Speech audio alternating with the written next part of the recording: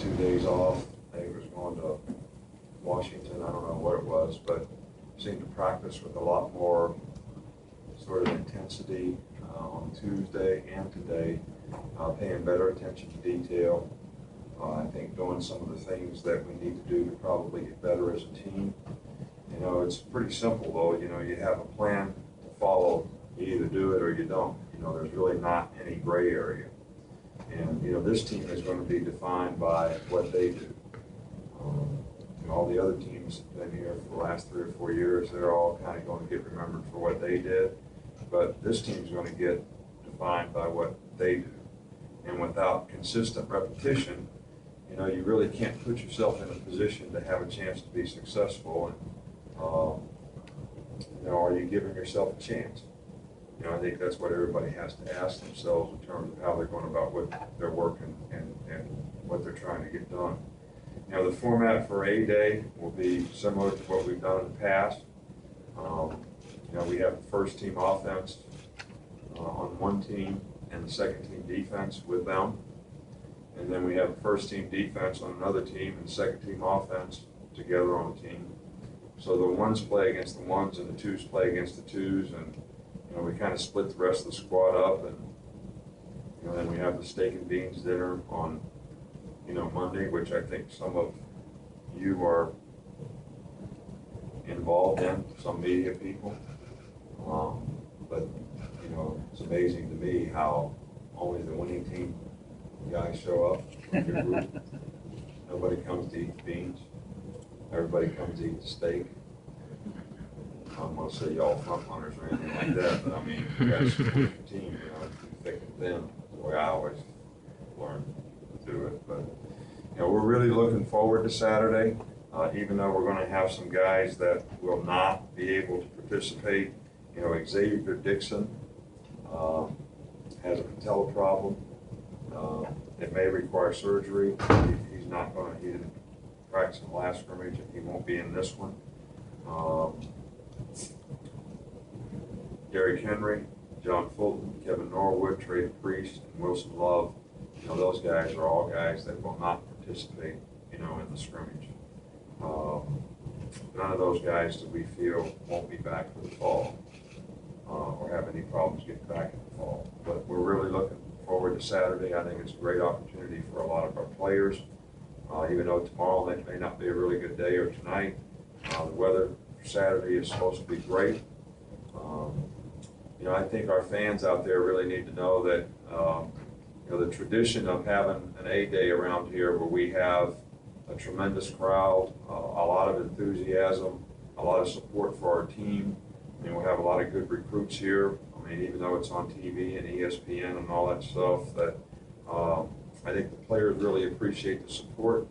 I think the message that gets sent by the great support that our team gets is something that has helped us be successful here in terms of the kind of players that we're able to recruit because they love being a part of this and they expect to see the best when they come to Alabama. And I think we should have the best crowd, we should have the best enthusiasm, and we should have the best support for our team. And I think everyone here, our players that are here, our coaches that are here, should all feel that. I think it's very important. That positive energy is very important to the success of the program. I think it's what's helped us be successful to this point. None of us can be complacent in terms of what the future brings. So we have to continue that if we expect to continue to be successful in the future. So I hope we have a great crowd there and everybody enjoys the day. It'll be a great day. And we also have baseball and softball going on here, so there's a lot to do. Cecil. Coach, we haven't had a chance to speak to you since the board approved the salary increases for the staff. Just talk about whether that's something you advocated, what kind of statement you feel like that makes about the staff. Well, you know, I think our coaches do a great job, and you know, I think the reason that we have success here is because we have a good staff, not just the staff of the 9 coaches, but also the support staff and the people around the players, whether it's in academics or our medical staff.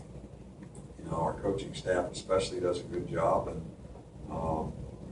you know, there's a market out there for all these people, and I just try to make sure that our coaches don't have to work for less here than they would be able to make someplace else.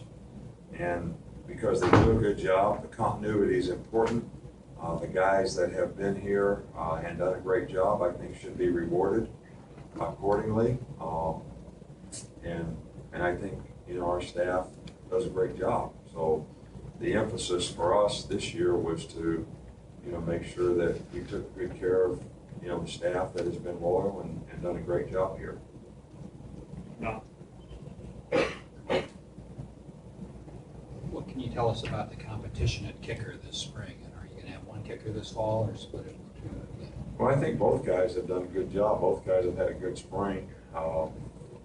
We gave them a lot of opportunities because when we are evaluating guys, we always try to give them a lot of opportunities. So both guys have done really well. And I think, we probably won't make that decision until sometime, late in fall camp next year. I think both guys are capable. We have no problem and we have every confidence that both guys can do it. But if we think a combination of those guys would make us better, that's what we'll do. Just have two kind of unrelated questions. I was wondering, at 8A, will the quarterback rotation be similar to what you've done in the first two scrimmages? And then C.J. Mosley, just what he's been able to do this spring. I know he's been kind of physically limited, but how has he kind of grown as a leader? Well, C.J. has done a good job all spring. He's done everything. We've kept him in a black shirt, black jersey during contract drills, so he does everything and then just, sort of tags off the runner or whatever. And but he is going to do some things in the scrimmage. We may leave a black jersey on. Mark Barron played in the spring game with a black jersey a few years ago. I think CJ is making progress as a leader. He always affects other people with his example. But really, you got to care about other people and you got to have a purpose to really affect other people. And they have to buy into the purpose. And I think we have a leadership group that has worked hard this spring to try to make that happen, and CJ's been a big part of that. Quarterback rotation will not be like it's been in other scrimmages because we'll have two teams going on. And, we're going to, hopefully, for the number of plays with a clock that runs except for the last 4 minutes of both halves, you don't get that many plays.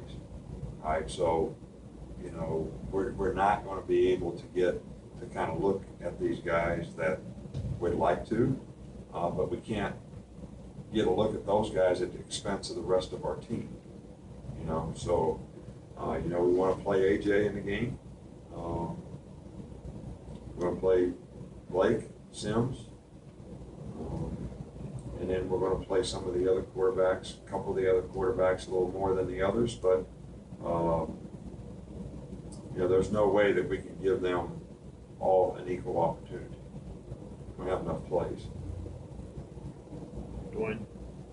Yes, Coach, just two things. First, you mentioned before how this team's going to have to define itself. Do you feel like the guys fully understand what's awaiting them this upcoming season? And the second question, outside of not getting injuries, what else do you want to see come out of spring game? Well, it's interesting. Some guys always play a little better, when the lights go on.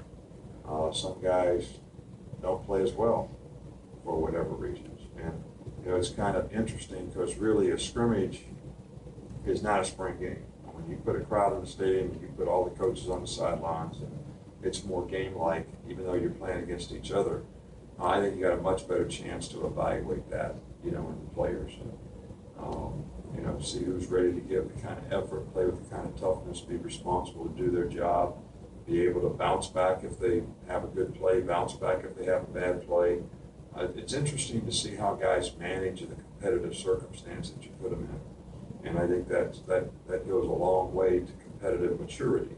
So that's something that you'd like to see. And obviously, you never want to see anybody get injured, so that would be a real plus. But I think after this game, it's going to be real important that we become a team and everybody buys into, what they have to do to make this team what it needs to be. And I don't think that we're where you asked the question, do they fully understand? I can't answer that question. I think it's a work in progress to continue to develop the kind of attitude that we really want to have on our team, to be the kind of team we're capable of being. Chris? I should have asked this a week or so ago, but when we've talked to you about mentors in your life, is Jack Pardee someone who was a mentor to you? Oh yeah, I mean, Jack was a really good friend of mine, and he was my next door neighbor in Houston for 2 years. And, we lived on this lake, and it had lots of alligators in there, and for whatever reasons, you know, we used to sit on the little dock and fish, and the alligators would chomp our bobbers. And we used to throw rocks at them. Catch fish. But, you know, Jack was really a good guy. And you talk about old school, tough, really, really good person.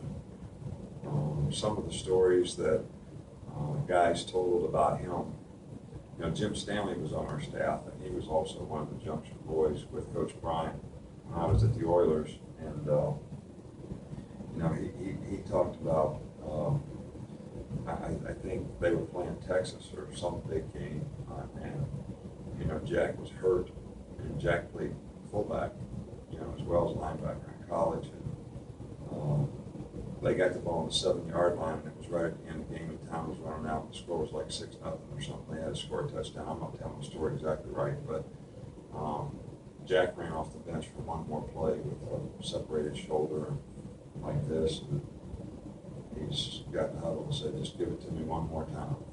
He ran over everybody and scored a touchdown late on the game. But, you know, that's the kind of guy, you know, when you think about it, the guy played for like 8 years, had a melanoma that almost killed him, made the Pro Bowl, missed a year, came back and played for about 7 more years and made the Pro Bowl again. So, you know, and you never find a better guy, you never find a better person. You know, he's one of those guys that you'd say, I would like to be like that guy. Never saw him treat anybody bad, never disrespected anybody. Really, really a good guy. Two more quickly. Chase. Coach, I got a question about your support staff guys. Could you just kind of describe how broad the range of tasks that they perform is for you, and how big an impact they make on the success of the program? Who are you talking about? Support staff? We got lots of folks around. Yeah, this is. I guess this is not a clinic. We need to talk about support staff organization. I guess you know, Kevin Steele and the player development guys and the analysts and the quality control people, that kind of thing.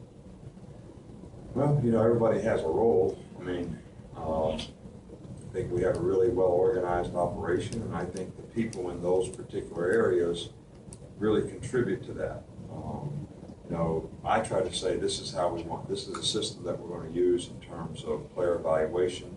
This is what we want to recruit. This is how we want to sell Alabama. This is how we want to do it. Right now, you go implement it, organize your part of it. This is the system, and you know, Ed did a great job of doing that when he was here, and you know, Kevin has done a great job since he's been here of doing that.